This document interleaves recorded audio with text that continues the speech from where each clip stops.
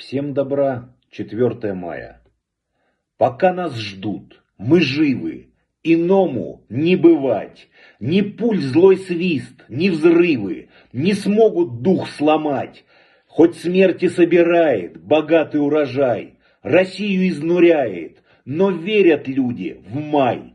9 наступит, как в 45-й год, враг снова взор потупит и каяться начнет. Со свастикой знамена под ноги упадут, по ним пройдут колонны и пленных проведут.